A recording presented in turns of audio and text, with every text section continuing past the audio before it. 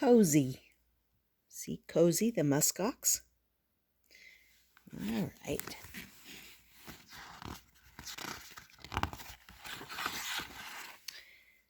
There he is. Storms rolled over the tundra when Cozy the muskox was separated from his herd. He was used to being with his family. His mother and father had named him Cozy because his silky coat was so soft and thick. Cozy braced himself against the wind, and his thick coat warmed him like a blanket. Annatussock, a mother lemming's pups were squeaking loudly.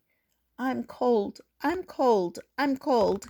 She used a triple carry to tunnel them toward a new spot where she saw a towering mountain of fur. In no time, the lemming family settled in next to Cozy's left hoof. "Shh," she whispered. "Quiet voices and that muskox will never notice us." Let's see, here's the rabbit. See the rabbit?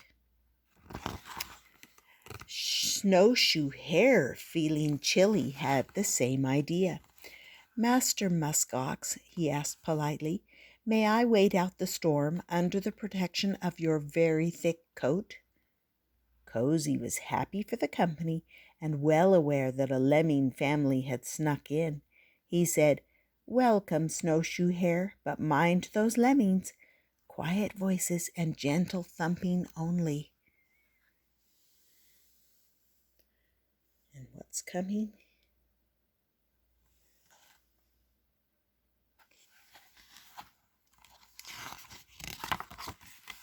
Snow whirled and flump. Suddenly all grew white. Was it a clump of snow that had hit Cozy on the forehead? No, it was feathers. When Cozy opened his eyes, he was looking into big yellow ones.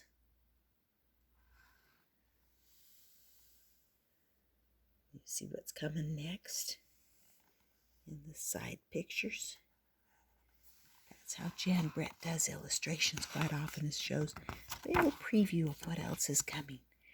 The eyes belonged to a snowy owl who also had a request. "Oh, magnificent Oming Mac, would you be so kind as to give me shelter? The wind has tumbled me terribly." Cozy knew that snowy owls and lemmings and snowshoe hares were not always fast friends, but he agreed with some conditions. House rules are quiet voices, gentle thumping, claws to yourself.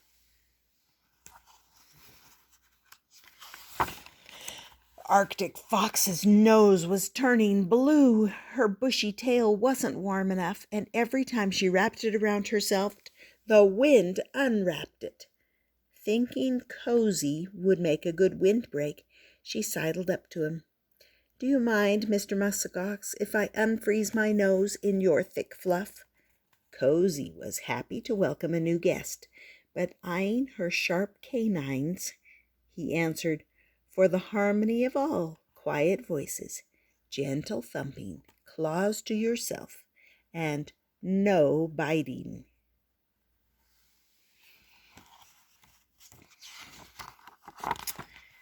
As winter went by, the storms grew worse. The wind blew and blew, and a low, humpy shape appeared, swaying and shuffling. Its coat was covered with ice balls. "Shaggy Beast," it growled, "I fell into an ice floe and am chilled to the bone. Can you help out?" Cozy was happy to invite the wolverine in, but added to the house rules: quiet voices, gentle thumping, claws to yourself, no biting, and no pouncing.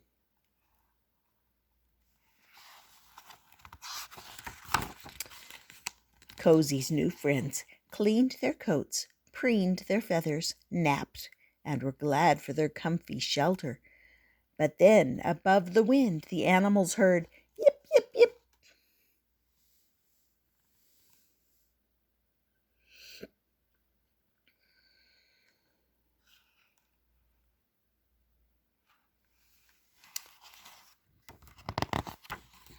A team of Huskies, always on the lookout for a good thing, barreled into Cozy's big bulk, flinging the creatures in all directions. Their musher, a sea otter, looked on in dismay.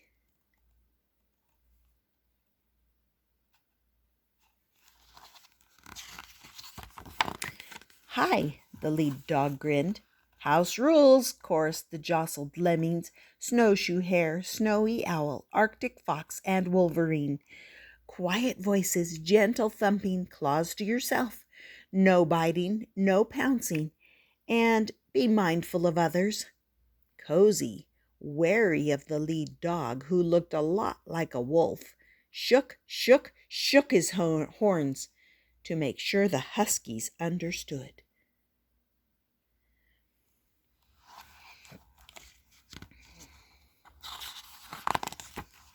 As time went by, the wind calmed a little, and the Arctic sun climbed higher in the sky. The animals felt more at home every day. But Cozy had spring fever. "I want to find my family, but how can I move about with these visitors underfoot?" See, the snow is starting to melt. The house rules were stretched every day. When was a nibble a bite? When was a hoot quiet or loud? There was bumping, making faces, and nobody was saying, "I'm sorry."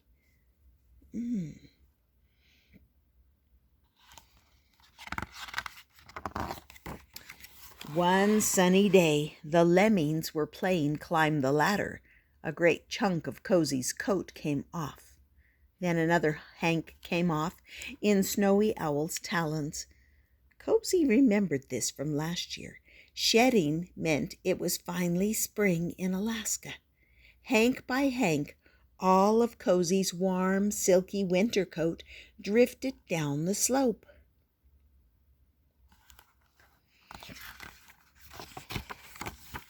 Cozy's lodgers started heading to their spring homes. Cozy hadn't felt so free and breezy since he was a calf. He jumped, he gambled, and then, in the middle of a gleeful leap, he saw his herd. Ha-ha! He ran to join his mother, his father, his sister, and his brother. "Where were you? We were worried," said his sister Fluffy. "We missed you," said his brother. Snugly, "I made some new friends," Cozy told them. But it was nice to get back to Muskox ways. They all formed a circle, babies in the middle, but Cozy felt curiously alone.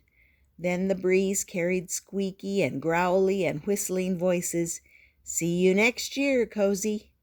"Meet you when the snow flies, Cozy." The snowshoe hare thumped all as they all called, "We can't wait to get cozy with Cozy." And that was the story of Cozy, a muskox in Alaska.